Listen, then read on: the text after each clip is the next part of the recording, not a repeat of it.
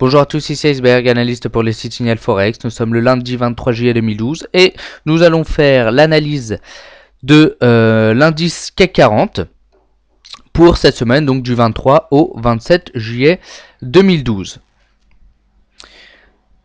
On va aller passer sur le graphique. Alors déjà, les investisseurs sont toujours en train de regarder donc l'Espagne avec les taux à 10 ans qui ont dépassé les 7%, niveau très important. Les 7%, les charges donc liées à la dette espagnole deviennent intenables. Donc c'est une situation assez catastrophique pour l'Espagne. Maintenant, on va refaire l'analyse technique. Donc, l'analyse technique. Alors, on relève les niveaux importants que je note en bleu. Voilà. Ça, ce sont mes repères en hebdomadaire. Là, je suis sur un graphique en weekly. On a donc ici une zone importante entre 3350 et 3280. Voilà, ça c'est une zone importante de résistance. D'ailleurs, on voit bien que les cours sont venus chercher ce niveau avant de repartir à la baisse. Et on a un niveau important à la baisse à 2930. Donc, on va pouvoir chercher des points d'entrée entre ces niveaux. Et sur ces niveaux, on préférera sortir du marché. On va aller donc faire un tour en journalier. Et là, c'est très intéressant.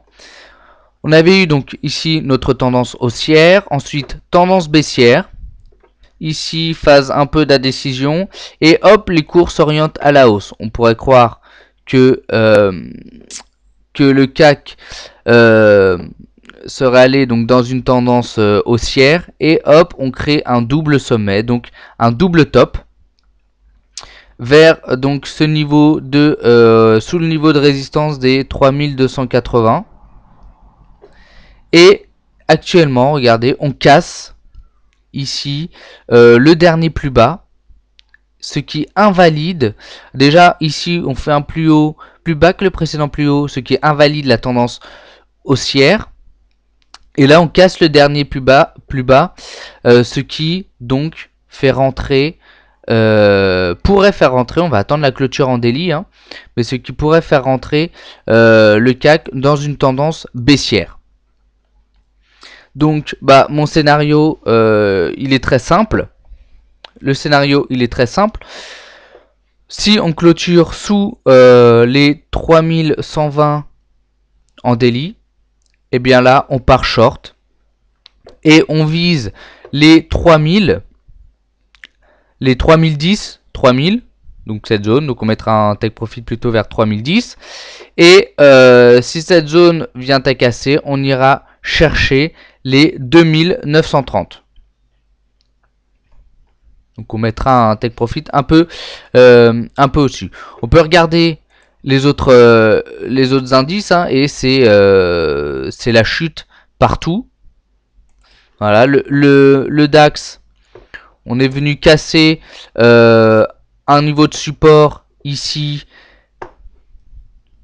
Et hop, c'est chute libre. On est venu chercher un autre niveau de support, donc à 6000. Je vais mettre en H4 pour qu'on voit mieux. Voilà, donc on vient chercher un autre niveau de support à 6400.